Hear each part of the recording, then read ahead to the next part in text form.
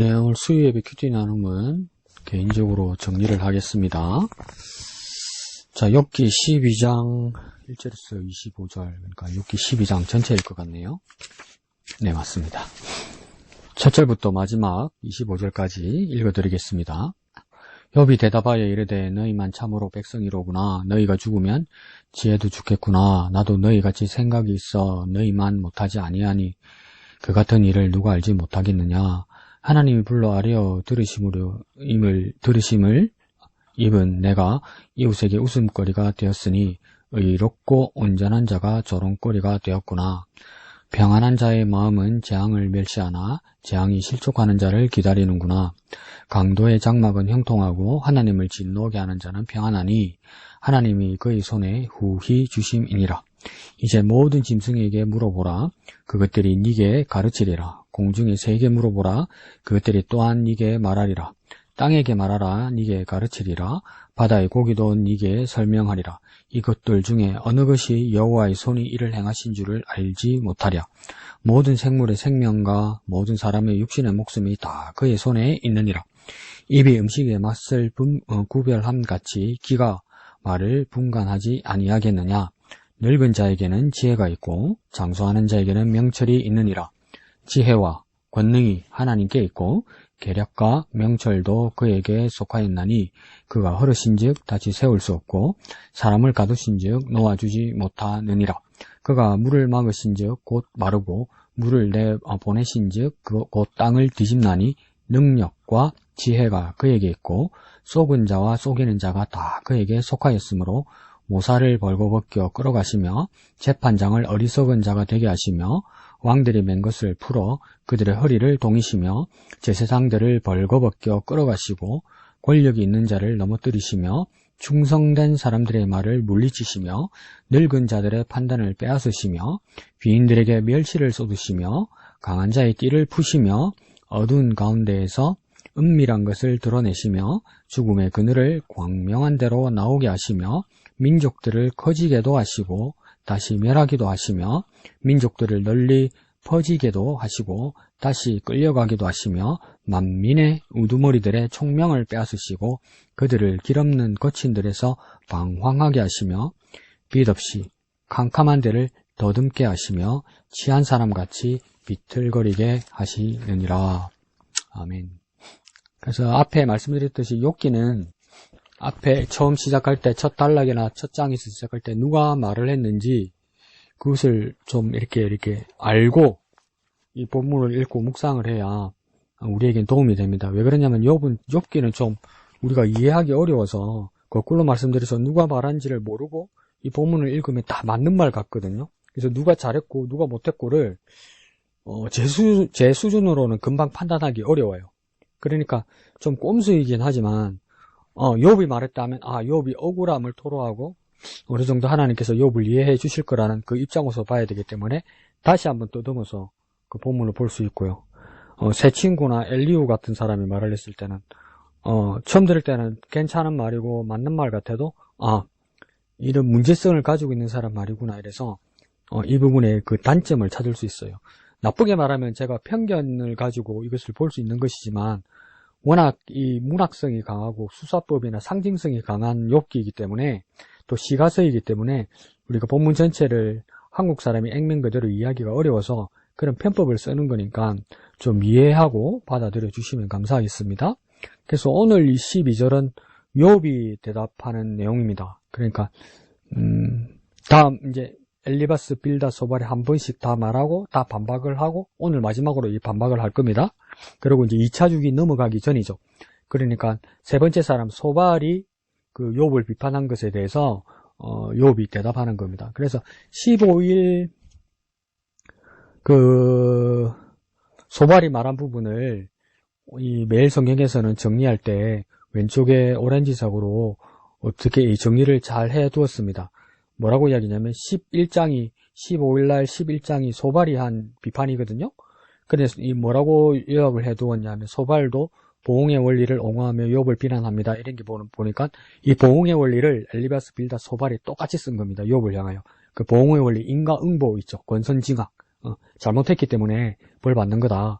그러니까 악은 처벌받고 네가 선을 행해야 된다. 이게 세 친구가 똑같은 입장이라는 겁니다. 그런데 이 세 사람의 어떤 말을 하는 캐릭터가 다른 걸로 이렇게 의도는 같지만 다른 걸로 이렇게 정리를 잘 해두었습니다. 첫 번째, 엘리바스가 신비한 계시에 호소하고 이러죠. 전에 말씀드렸듯이 엘리바스는 자기가 특별하게 하나님 앞에 환상, 계시를 봤다고 이야기해요. 그 근거로 이야기를 해요.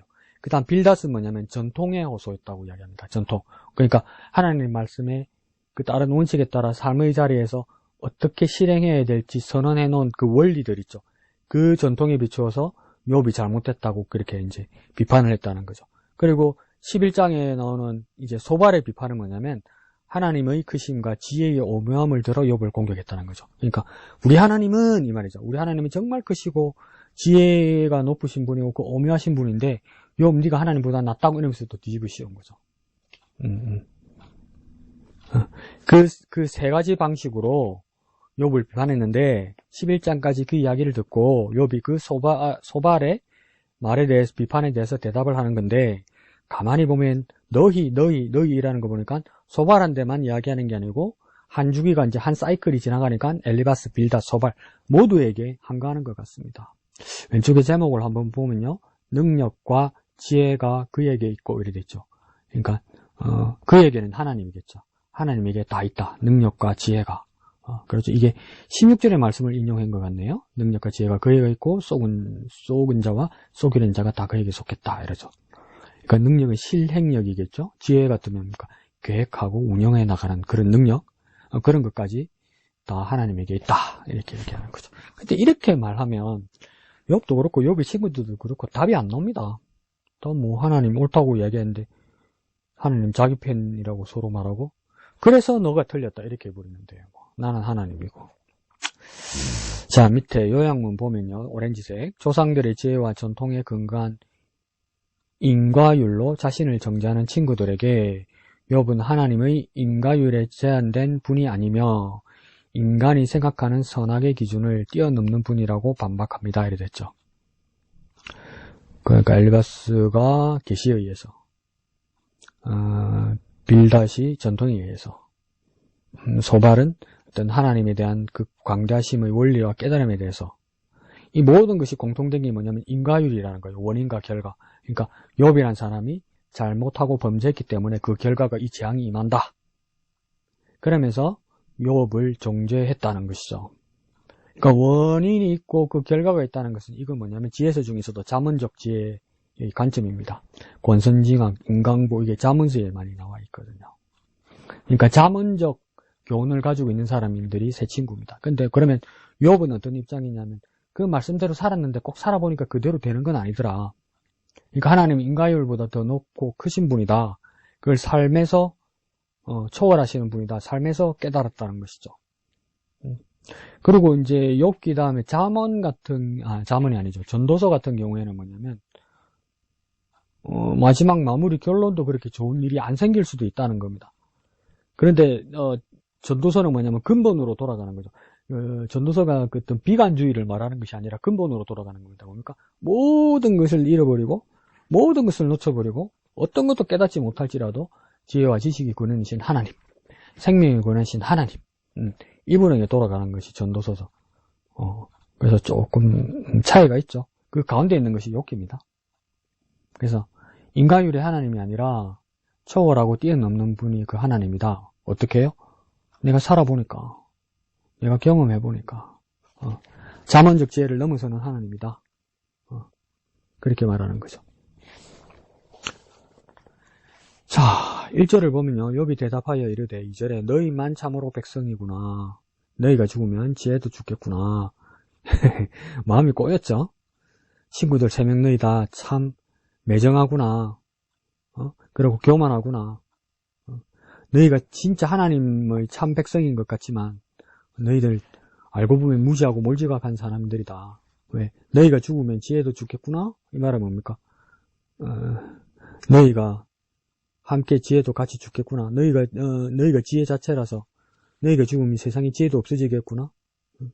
너희가 지혜를 독점한다면 너희만이 그 지혜를 독점하고 나 욥은 모르는 사람이라면 너희가 얼마나 교만하고 지혜가 없다는 것을 증명하는 것이냐 이렇게 말하는 것이죠. 3절에요.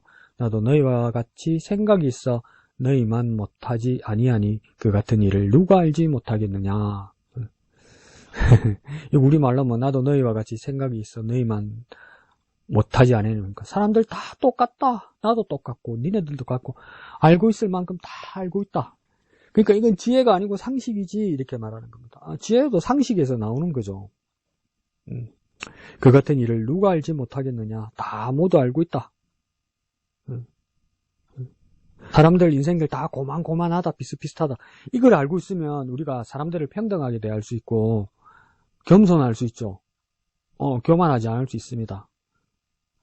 그 알고 깨닫는 건 다 고만고만하고 비슷합니다. 그래서 사람들이 자기를 자조하거나 또 중년의 노년의 남자들을 이렇게 놀릴 때 뭐라고 하냐면 호르몬의 변화가 있어서 남자가 나이가 들면 자꾸 운다고 그러죠. 그 말이 맞기도 한데 어떤 남자분이 뭐라고 그랬냐면 남자들이 대체적으로 철이 없는데 그래도 한 50, 60 넘어가면서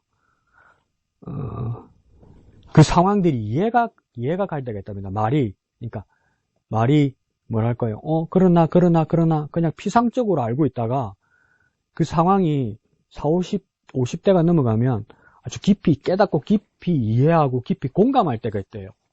그러면 그게 감동이 돼서 눈물이 흐르는 거죠. 그러니까 호르몬의 변화나 갱년기라고 그렇게 막 사람을 이렇게 우습게 볼 만한 일만은 아닙니다. 그러니까 갈수록 더 깨닫게 되는 거죠. 그런데 뭡니까? 이런 일들이 누구에게만 특별하게 있는 것이 아니라 사람들 다 고만고만하고 다 비슷비슷하다. 이렇게 느낄 때 누구를 조롱하거나 누구를 우습게 보거나 내가 교만하거나 그러지 않을 수 있다는 거죠. 평등할 수 있고 내가 겸손할 수 있다는 겁니다. 친구들은 그러하지 못했다는 것이죠. 4절에 하나님께 불러 아뢰어 들으심을 입은 내가 이웃에게 웃음거리가 되었으니 이전에는 하나님과 대면하는 수준이었고 내가 정말 하나님 인정한 것처럼 동방의 의인이고 하나님 앞에 온전하고 정직하고 악에서 떠난 자 그런 나만 그렇게 독존하는 사람인 줄 알았는데 이젠 그것도 지키지 못하고 이웃에게 웃음거리가 되었다. 이제는 사람들에게 조롱거리가 되었다. 어떻게 하다가 저렇게 되었나. 혀를 차면서 보는 구경거리 사람이 되었다 이라는 것이죠. 그러니 의롭고 온전한 자가 조롱거리가 되었구나.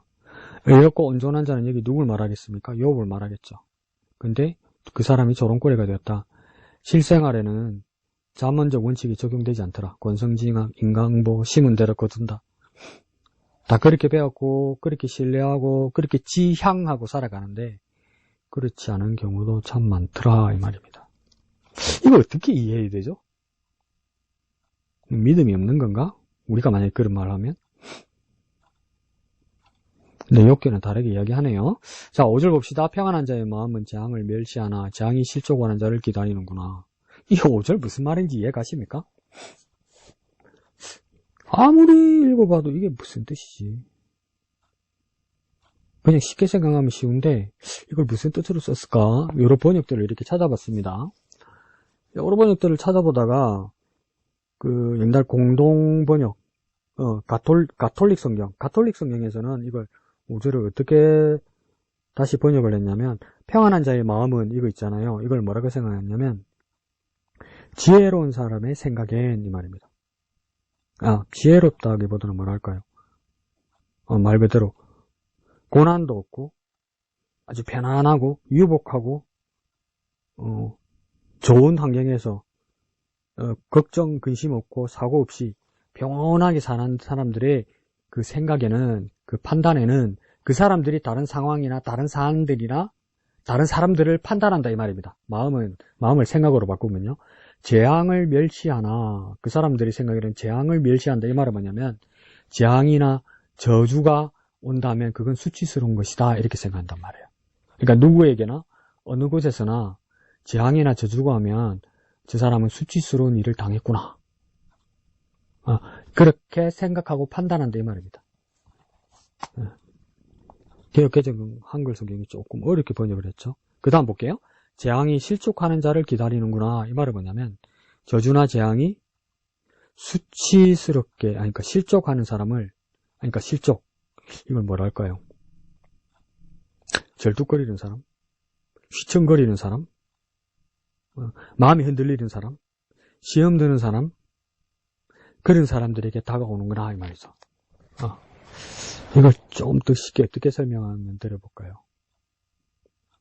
재앙이나 저주 가운데 있다면 재앙이나 저주받은 사람의 책임이란 말입니다. 이게. 다시 말하면 이 실족하는 사람이란 말은 뭐냐면 네가 믿음 없이 안 그러면 악하게 살았기 때문에 재앙이 온다 이 말입니다. 그러니까 네 책임이다 이 말이에요. 모르겠다 이런 말도 하지 말고 다른 것 때문이다 이렇게 말하지도 말고 네가 잘못했기 때문에 재앙이 온다 이 말입니다. 그걸 누가 판단한다고요? 재앙을 받는 당사자는 판단을 못하고 평안한 자의 마음, 아주 유복하고 편안하게 사는 사람들, 근심 걱정 없는 사람들이 남을 함부로 판단하는구나 이 말이에요. 그러니까 여부 이 말 뜻이 뭐냐면 새 친구들한테 하는 말이에요. 네가 날 어떻게 알아? 이렇게 말하는 거야. 네가 날 어떻게 알아? 이러는 거야. 떡말스 풀고 고난 가운데 있는 사람들 있잖아요. 그 사람들이 우리가 쉽게 하는 말들 있잖아요. 겉면이라고 하는 말들. 어쩌면 우리한테 메아리로 그렇게 돌아올 수도 있습니다. 네가 어떻게 알아 날. 무소리로 들릴 수도 있어요. 오절이 복잡하면서도 조금 더 생각하게 하는 말씀인 것 같습니다. 좋죠? 자 봅시다. 6절에 강도의 장막은 형통하고 하나님을 진노하게 하는 자는 평안하니 하나님이 그의 손에 후히 주심이라. 이러면 안 되는 거 아니에요. 강도의 집은 형통하고 하나님을 진노하게 하는 자. 하나님은 막 이 악한 자들에 의해서 하나님은 분노하시고 붕괴하시는데 이 나쁜 사람이 하나님을 분노하게 한 사람이 정작 하나님을 분노하는데 이 사람은 평안하게 잘 살아. 그러니까 부조리한 현실을 말하는 거죠. 말이 안 되는 현실, 옳지 않은 현실. 그러나 그것이 현실이라는 거죠. 있다는 거죠, 실제로. 우리는 부정하고 싶고 그런 게 없다고 말하고 싶지만 진짜 있다는 이야기죠. 근데 그 원인이 뭐라고 이야기합니까? 6절 하반절에 하나님이 그의 손에 후해 주심이라. 하나님께서 하셨대요. 강도나 하나님을 진노하는 악한 사람에게 하나님이 그 사람에게, 그러니까 선한 사람이랑 온전한 사람이 아니고 악하에서 떠난 사람이 아니고 그 악한 사람의 손에 가득 주셨대요. 이 사람에게 복을 주셨대요. 이게 무슨 말이죠? 상반절까지는 부조리한 현실이 이렇게 있구나. 어떻게 이럴 수 있나 이렇게 하고 끝날라 했는데 하나님이 하셨대요. 그 사람이 쉽게 말해서 나쁜 놈이 잘 먹고 잘 사는 거, 나쁜 놈이 복 받는 거, 나쁜 놈이 권력 가지는 거. 우리는 그거 부정하고 싶고 언젠가는 너 망할 거야 이렇게 말하고 싶잖아요. 근데 하나님 하셨다는데, 하나님 주셨다는데 좋은 걸로. 이거 어떻게 이해하세요? 규제는 어떻게 하면 되냐면요, 거기다 그래 쓰면 돼요. 이게 말이 되냐? 이렇게 쓰면 돼요. 그러면 여러분 욥의 마음하고 똑같은 거예요, 사실은. 근데 억지로 막 영적으로 억지로 좋게 억지로 믿음으로라는 한 가지의 원칙을 세워놓으니까 상황이 꼬이고 생각이 꼬이고 막 복잡해지는 거예요. 그냥 이렇게 쓰면 돼요. 빨간 볼펜으로 크게. 이게 말이 되냐? 이러면서 느낌표 3개 땅땅땅땅 치면 됩니다. 욥이 그렇게 한 거예요. 저는 목사니까 억지로 한번 풀어볼게요. 하나님이 그의 손에 어떻게 왜 후에 부어주셨죠? 첫 번째 생각은 뭐냐면 사람들이 하나님께서 그 악한 사람들이 하나님께서 내게 부어주셨다고 착각한다는 겁니다. 하나님 주셨다고. 내 생각에 하나님이 안 주신 건데. 두 번째는 뭐냐면 하나님의 빅 플랜의 일부일 수도 있다는 거예요. 하나님이 큰 계획 안에. 결국에는 공의의 하나님께서 정리하실 거라는 거예요. 지금 볼 때는 하나님께서 부어주신 것도 맞는데 하나님의 큰 계획의 일부 안에 있다는 거죠. 세 번째는 뭐냐면 그들이 생각하는 하나님하고 우리가 생각하는 하나님하고 다르다는 겁니다. 이들이 생각하는 하나님은 뭡니까? 우상이고 칼이라는 거죠. 그 우리가 생각하는 하나님은 뭡니까? 우상이고 칼이 아니죠. 이거 조심해야 됩니다. 우리는 복받기를 원하고 우리는 싸워서 이기기를 원하잖아요. 하나님께 기도해서. 그러면 그 하나님이 이 사람들하고 똑같이 하나님 우리에게 우상일 수 있고 하나님 우리에게 칼일 수 있어요. 우리가 하나님을 우상으로 만들고 하나님을 칼로 만들 수도 있어요. 안 그러면 교회에 나와가지고 예수 하면서 우상에다가 하나님, 칼에다가 하나님 그럴 수 있단 말이에요. 그런 위험을 경고하는 겁니다. 다시 욥의 입장으로 가면 말 그대로 하나님께서 진짜 이 악한 사람들에게 주신 것이면 우리 마음에 한번 물어봅시다. 나는 그걸 받아들일 수 있는가? 악한 사람이 막 잘되고 하나님을 저주하는 사람이 막 잘 먹고 잘 살고 그 상황을 내가 이해하고 받아들일 수 있는가? 여전히 나는 하나님과 함께 있을 수 있는가? 그거 나한테 질문해봐야 됩니다. 질문. 1. 이해가는가? 2. 동의되는가? 3. 실제 삶에서 수긍하고 살아갈 수 있는가? 천천히요. 1. 이해가 가는가? 2.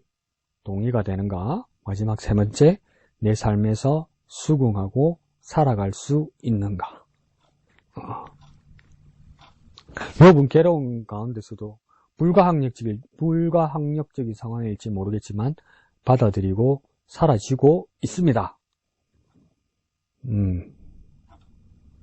수동적일지라도 그래서 우리하고 다른 거죠.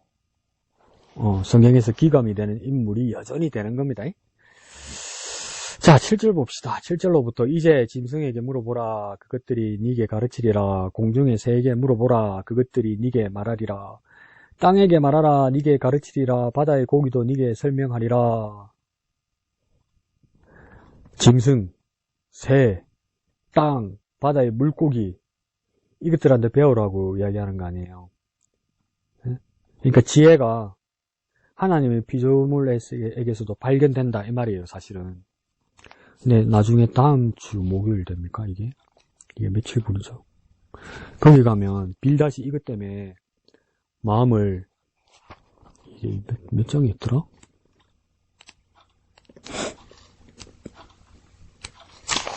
18장이에요. 이게 23일 분이네요. 잠시만요. 죄송합니다. 18장, 23일 18장에 보면 빌닷이 이게 마음에 걸려 있다가 대듭니다. 이 자기를 짐승 취급했다고 엄청 욥을 역으로 막 비난합니다. 이게 18장에 그게 나와요. 그러니까 같은 상황을 봐도 동상이몽이 생기는 거죠. 이거 비난하려고 한 거 아니거든요. 욥이 짐승봐도 못하다, 새보다 못하다, 새대가리보다 못하다, 물고기보다도 모자란 놈 이런 식으로 말한 게 아니거든요. 하나님이 지으신 세계와 피조물들을 바라보면서 하나님의 손길과 하나님의 계획을, 하나님의 빅플랜을 보자 이렇게 말한 건데 마음이 꼬이면 그렇게 안 들립니다. 이게 사람이. 저도 그래요. 저 정말 감정적인 사람이고 소견이 좁은 사람이거든요. 저 혼자 그릇되게 왜곡되게 막 상상하고 혼자 결론 내리고 그냥 나중에 실상을 들어보면 전혀 그런 게 아니었던가.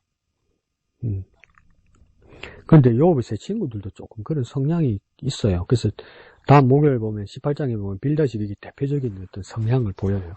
그 상황을 잘못 이해하고 막 지 혼자 기분 나빠하는 거. 9절에 보면 이것들 중 어느 것이 여호와의 손에 행하신 줄 알지 못하랴 이러잖아요. 그러니까 동물 만물도 하나님의 창조를 안다 이렇게 얘기하는 거죠. 저도 꼬이게 한번 이야기해 볼게요. 반면에 동물 만물도 다 아는데 그러니까 그 세 친구의 꼬인 마음으로 내가 억지로 풀어보면 뭐냐면 지각이 뛰어나다거나 사람들이 오히려 다른 생각을 한다는 거죠. 생각이 너무 깊고 생각이 너무 많아서 오히려 다른 생각을 하고 하나님으로부터 멀어지는 무지한 생각을 억지로 만드는 지혜를 가진다는 겁니다. 동물과 식물과 만물들은 하나님 지으신 대로 그대로 있기 때문에 하나님의 모습을 드러내는 거예요. 다른 계획이 없어요. 그 친구들은 동물과 식물들은 다른 계획이 없어요. 하나님이 두신 대로 그대로 반응해요. 근데 그게 하나님의 모습을 드러낸단 말이에요. 근데 사람은 너무나 지혜로워서 막 다른 생각을 막 해가지고 하나님 아닌 것 무지한 걸로 막 말을 만들어내서 하나님과 멀어지게 한다는 겁니다. 그러니까 진짜 아는 게 병인가 봐요. 10절에요. 모든 생물의 생명과 모든 사람의 육신의 목숨이 다 그의 손에 있느니라. 다 하나님의 주권 안에 있다는 겁니다. 생명과 목숨이요. 이게 왜 10절에 느닷없이 이런 말을 하냐면 10절만 읽으면 아멘 아멘 아멘 이러죠. 하나님의 주권 하나님의 주권! 그렇게 쉽게 생각해도 되고요. 저는 다르게 한번 말씀드려볼게요. 다 하나님의 주권 안에 하나님의 손 안에 있단 말은 뭐냐면 내 맘대로 되지 않는다 이 말입니다. 내 맘대로 되지 않는다. 내 뜻대로 되지 않는다. 내 욕심하고 내 비전하고 헷갈릴 때 있죠. 내 욕망하고 하나님 나라의 소망하고 헷갈릴 때 있죠. 막 밀고 가는데. 그런데 나중에 끝에 드러난 것이 부정하고 싶지만 내 욕심이었고 내 욕망이었으면 그게 이루어지지 않을 때가 있잖아요. 그러면 뭡니까? 내 맘대로 안 된다는 건 느껴지죠. 내 뜻대로 안 된다는 건 느껴지죠. 어떨 때 원망스럽죠. 다 하나님 좋자고 한 건데 이러면서. 응?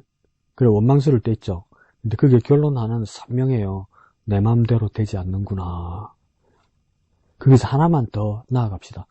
아, 하나님이 주권 안에 있구나. 그러면 진짜 성숙한 그리스도인 되는 거죠. 근데 저 그렇게 안 돼요. 저도 그러면 그만둬 집어쳐. 다른 사람이 하든지 뭐 애꿎게 날 시켜가지고 뭐 하나님도 뭐 못됐죠.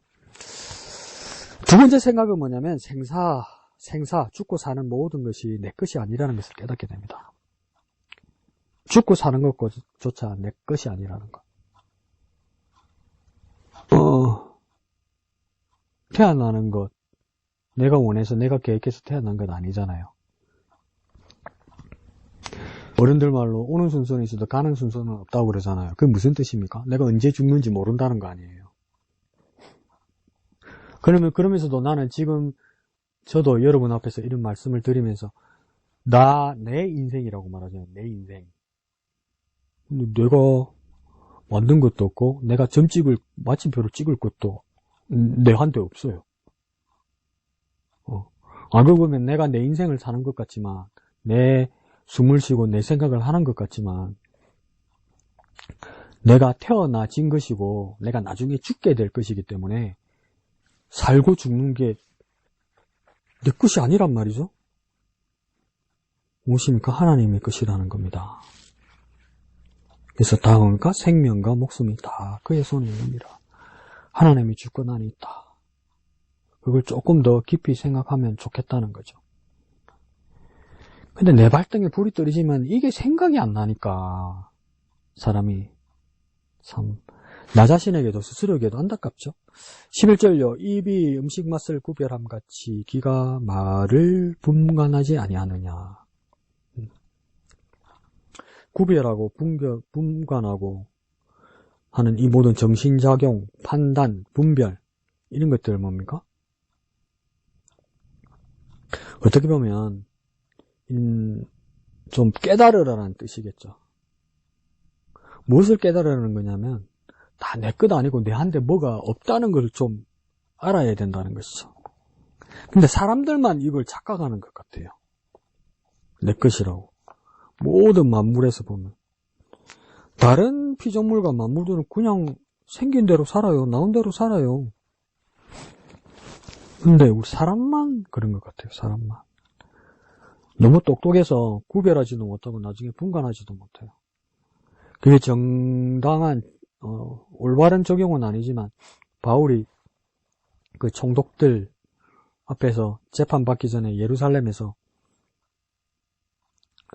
베스도나 그런 뭐죠? 베스도, 아그리빠 이런 사람들 앞에서 그 재판을 받을 때 막 복음을 전하고 이러니까 막 사람들 무서워하잖아요. 그 중에 총독 한 사람이 뭐라고 합니까? 뭐라 많은 지식이 너를 미치게 하였도다 이러잖아요.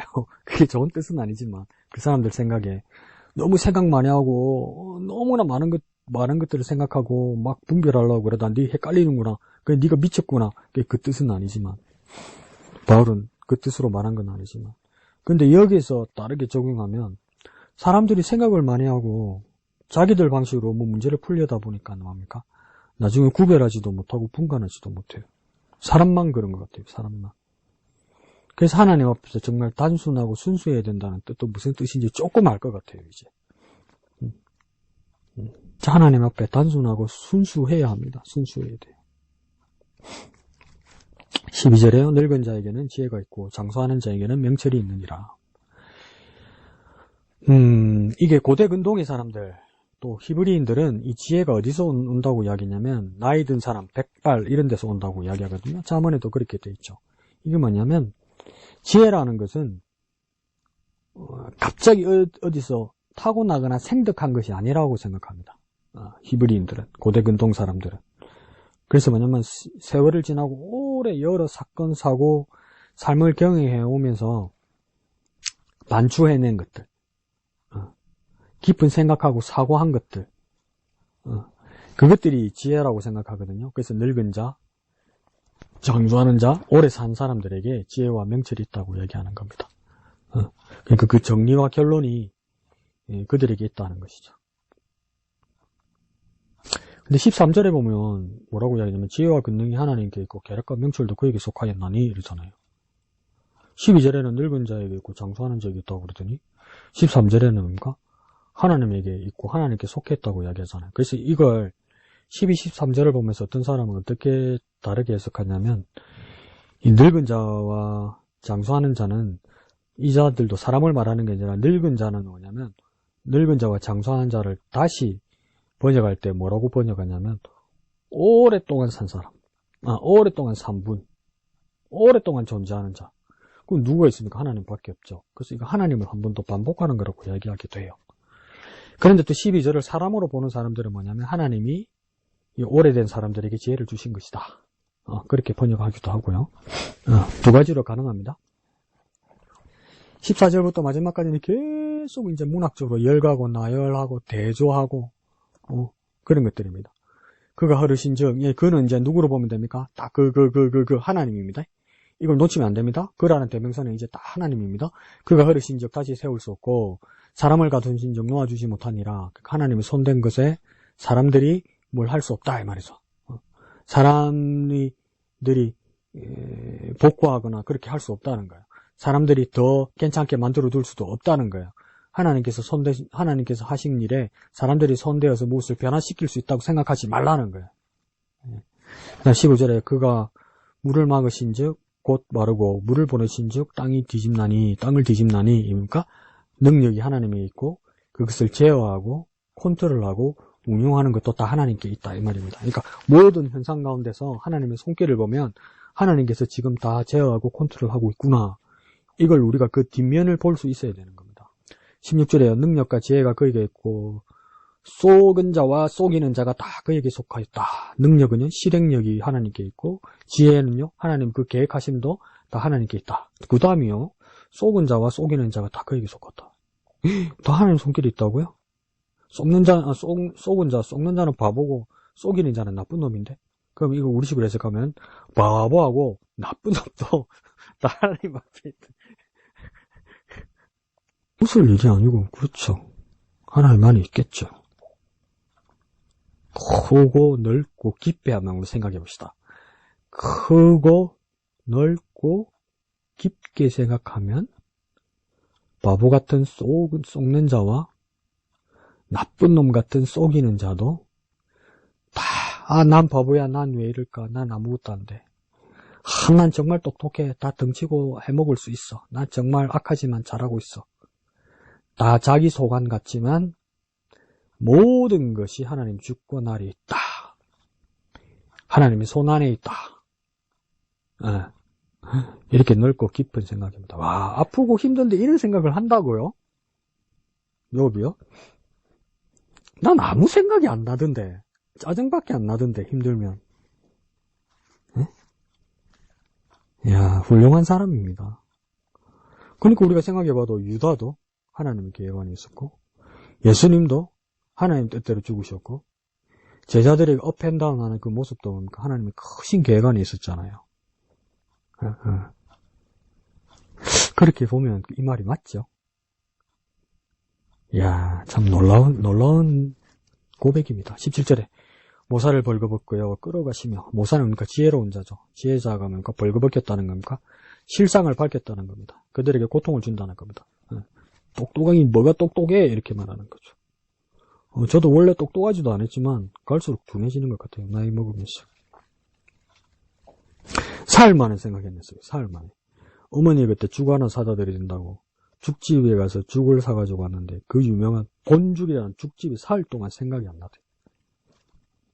금방 생각났어요. 아, 그 죽집 이름이 본죽이지. 이야, 그 우리의 실상이라는 거죠. 우리의 실상. 재판장을 어리석은 자가 되게 하시며. 우리나라 뉴스도 보세요. 그 재판관 판사들 하는 거 보세요. 막 우겨넣고 구겨넣고 억지로 해가지고 누구 유리하게 재판해놨다가 나중에 자기가 막 뭐랄까요, 변호하고 항변하는데 자기 말에 자기가 꼬여가지고 막 엉뚱한 소리하고 이러잖아요. 근데 저는 이렇게 저를 누가 속이면 그 상황에서는 잘 이해를 못하고 한참 지나서 알아요. 뭐 다 당하고 다 쏟고 나서 뭐 알아서 뭐 하겠어요. 근데 하나님은요, 이런 사람들 다 밝혀내신다는 겁니다. 18절에 왕들이 맨 것을 풀어 그 허리를 동이시며, 왕들이 매었다 때 맨 것은 뭐냐면 법복, 왕복, 권위를 가진 옷 이런 거 말합니다. 우리나라 치면 골룡포 이런 거 있죠. 그것들 다 풀고 허리를 동있다 이 말은 뭐냐면 뭐 허리에 허리띠를 맸다는 말이 아니고요, 체포하고 포박했다 이 말입니다. 죄인의 모습으로. 나라가 망해가지고 왕이 어디 잡혀가 체포돼가지고 끌려간다 이 뜻입니다. 19절 제사장들은 벌거벗겨 끌어가시고, 제사장들이 뭡니까? 하나님의 권위가 쥐게 해제됐다 이 말입니다. 뭐 한 번 해병은 영원한 해병처럼 한 번 제사장은 영원한 제사장 아니라는 겁니다. 이거 나한테 하는 소리인데? 한 번 목사가 영원한 목사인 줄 아느냐? 목사가 목사다워야 목사지? 웃을 일은 아닌데. 뭐 그리스도인은 뭐 다 그리스도인이냐? 그리스도인 다 그리스도지.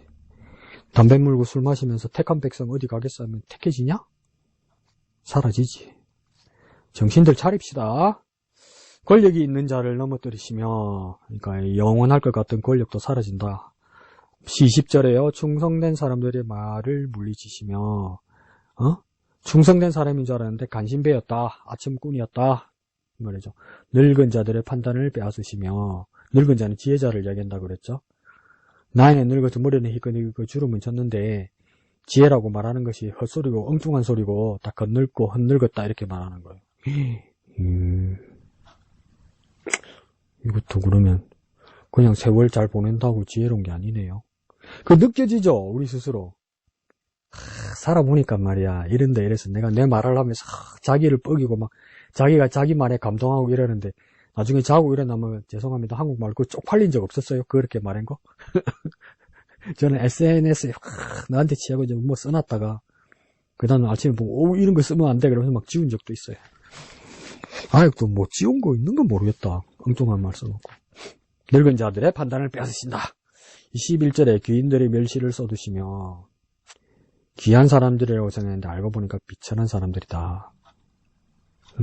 이런 건 참 많이 봤어요.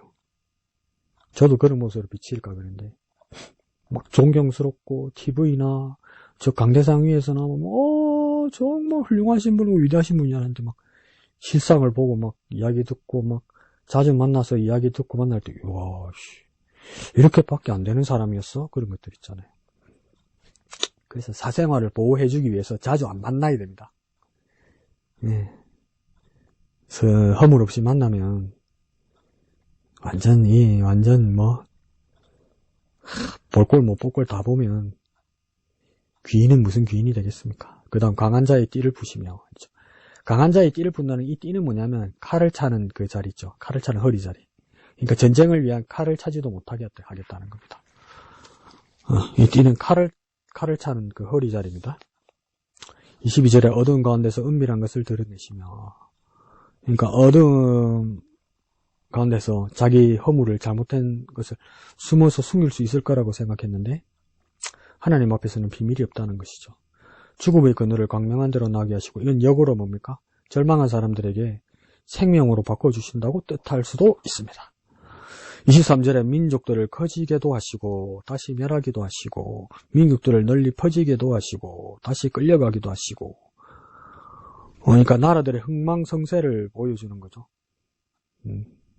근데 역사 전체를 바라보고 민족들과 나라들과 지형들이 일어서고 오고 가면서 그리스도인들은 그 역사 안에서 하나님의 손길을 봐야 된다 이 말이에요, 여러분.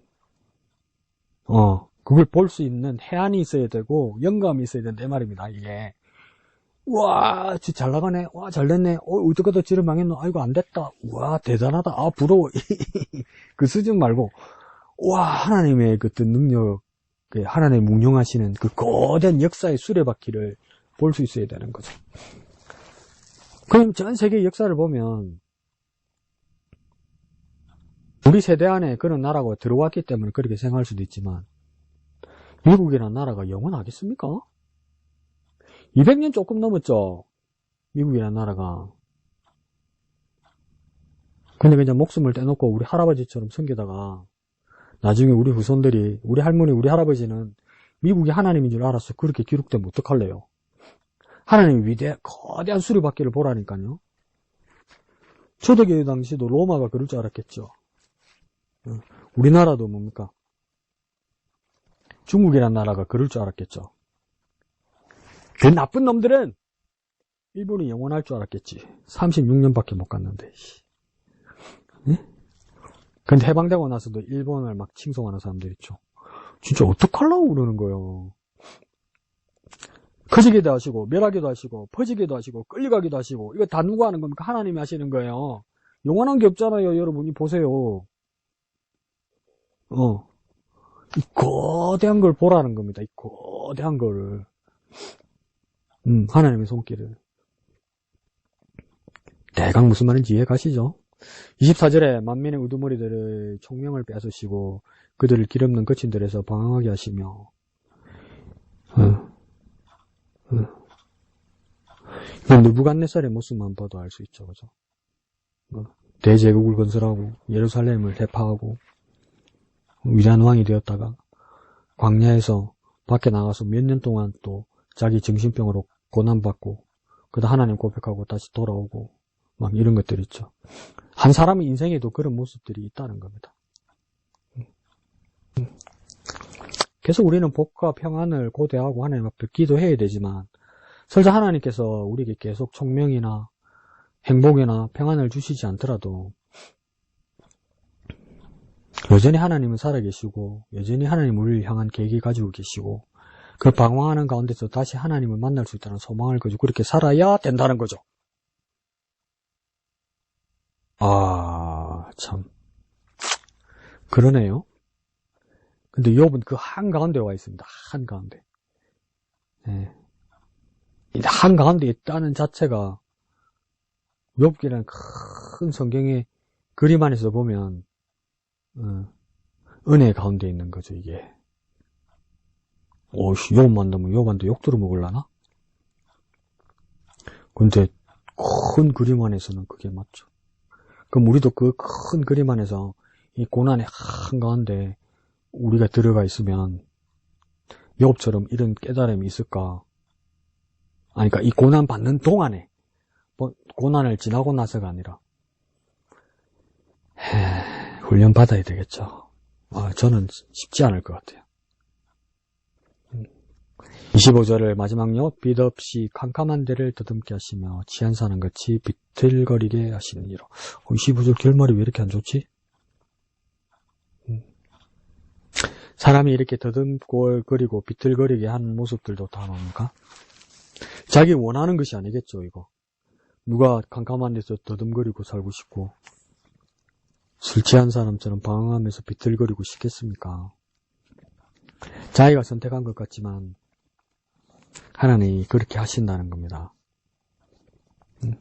나란 사람이 내 인생을 내가 내 이름을 달고 살고 있는 것 같지만 그렇기도 하지만 하나님의 주권과 하나님의 손날이 있다는 것을 알아서 더듬거리고 비틀거리고 방황하는 것으로 인생이 끝나는 것이 아니라 더듬거리고 비틀거리고 방황할지라도 결국은 하나님 앞에 설 수 있게 되고 하나님께서 우리를 부르실 거라는 것, 그걸 잊지 말라는 것이죠. 그래서 최근에는 욥기를 보면서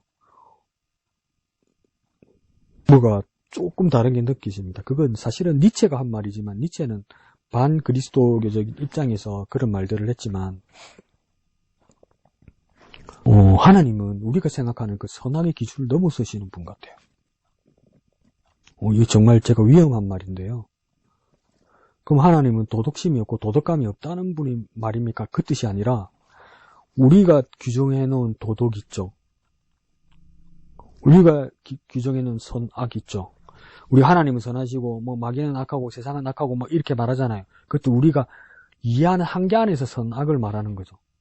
근데 하나님은 우리 그 기준, 우리 울타리, 우리 생각의 그 한계를 넘어서 계신 것 같아요.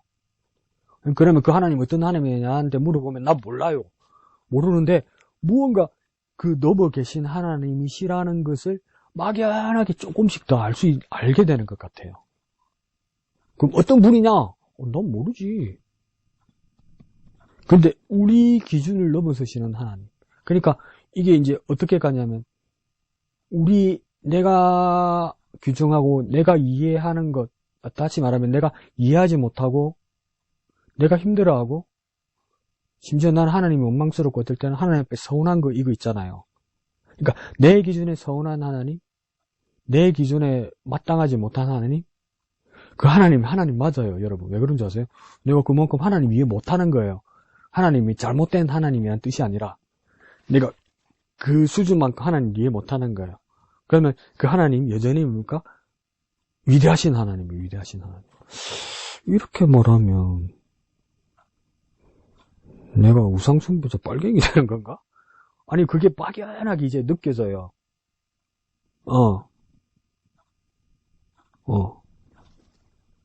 그러니까 모든 사건, 모든 사고, 모든 이벤트 그런 것들이 우연이 아니라 다 하나님이 주권아래에 있다는 거죠. 지금 당시도 그렇고 지금도 이해가지 않는 것들 있잖아요.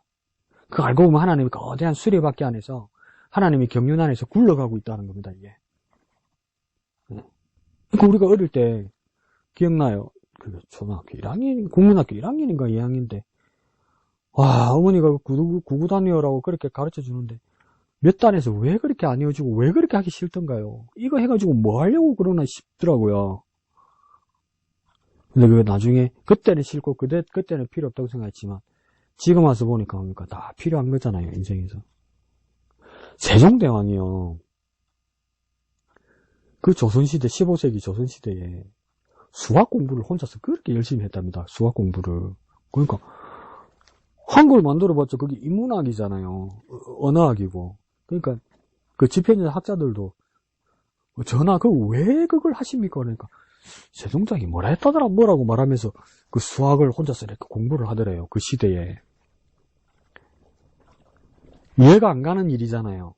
근데 여러분 다른 왕들의 어떤 공호, 그 우리나라에도 그 공헌이나 공로 그런 것들은 왕이 지시를 하고 제정하라고 신하들, 전문가들을 시키고 그게 제정되고 성공할 때 그 왕 시대에 이런 업적이 있다. 이렇게 정리를 하는 거잖아요.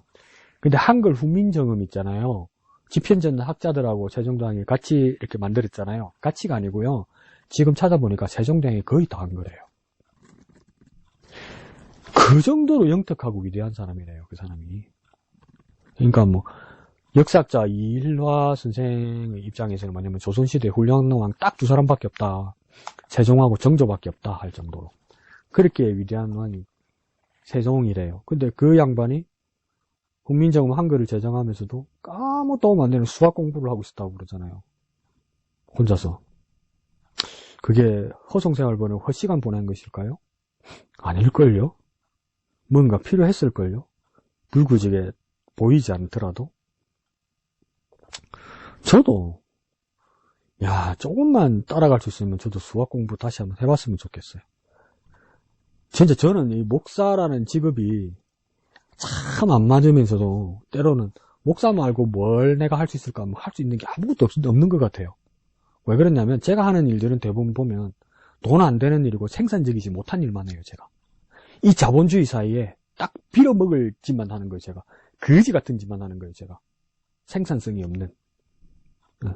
그런데 제가 관심이 있고 제가 할 수 있는 일은 딱 그것밖에 없는 것 같아요.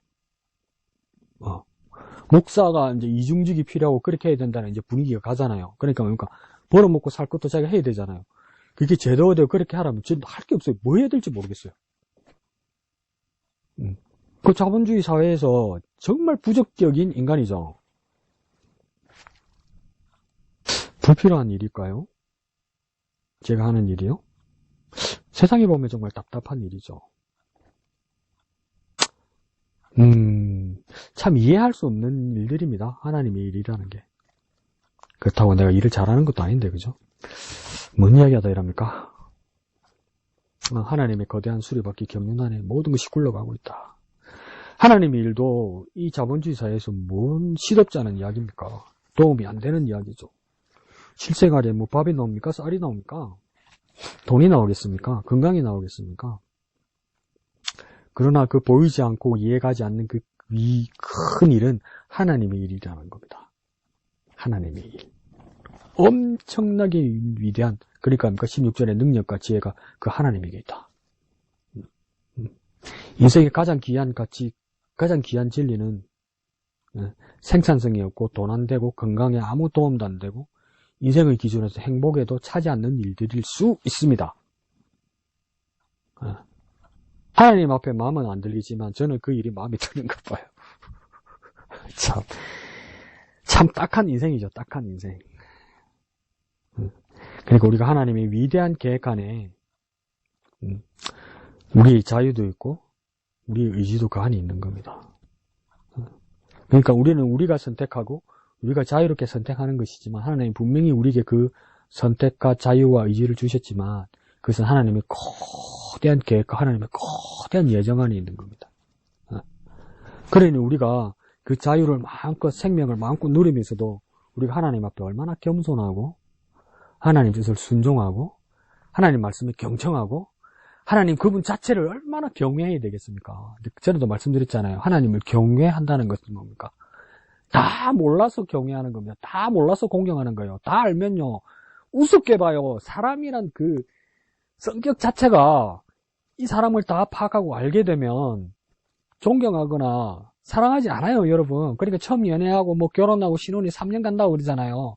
근데 그 3년이 왜 그렇게 서로 사랑하고 좋아하게 3년 가나 가만히 생각해 봤어요. 서로가 서로를 다 몰라서 그래요. 맞죠? 서로가 서로를 다 몰라요. 그러니까 막 그냥 신비롭고 그냥 막연하게 좋은 거예요. 막 그냥 노스텔지어야. 남편과 부인이 애인이 내 걸프렌드가 보이프렌드가 노스텔지어야. 노스텔지어. 응? 유토피아 이 세상이야. 그러다 보니까 가까이 하고 만져보고 느껴보고 냄새 맡고 맛보기 시작하니까 이런 맛이었어? 이런 냄새였어? 이건 뭐야? 이제 다 알게 됐잖아요. 그 신비감이 사라지잖아요. 그러니까 뭔가 만만해지죠. 만만해지면 짜증나죠. 짜증나면 뭡니까? 싫어지죠. 그런 사람을 뭘 신비롭게 경외하겠어요? 안 되죠. 존경하겠어요? 안 되죠. 그러니까 옛날 어른들 말했잖아요. 좋다 하면 손주가 할아버지 상투 잡고 논다고 그러잖아요. 근데 우리는 하나님을 왜 경외합니까? 하나님을 알고 더 알수록 하나님이 더 넓으시고 더 깊으시고 우리가 알지 못하는 더 큰 것이 있다는 것이 저 막연하게 저 끝도 없이 보이는 거예요. 그래서 우리는 하나님을 어떻게 합니까? 공경하고 경외할 수 있어요. 하나님 우리에게 그런 분이에요. 이런 은혜가 어떻게 우리한테 왔는지 모르겠어요. 근데 이 고난스러운 가운데 욥은 이 하나님을 만나고 발견하고 고백하고 있습니다. 친구들이 다 등 돌리고 그냥 말에 막 날을 세워서 막 화살을 쏘고 칼을 던지고 창을 던지고 이러는데도 그러니까 하나님을 놓치지 않습니다. 이것이 강우경 목사와 욥의 크나큰 차이입니다. 크나큰 차이. 저는 하나님이 안 보이더란 말이죠. 고난스러우면. 강 목사를 제외하고 하나님을 닮아가시는 저와 여러분 되시기를 예수님 이름으로 축복드립니다. 감사합니다.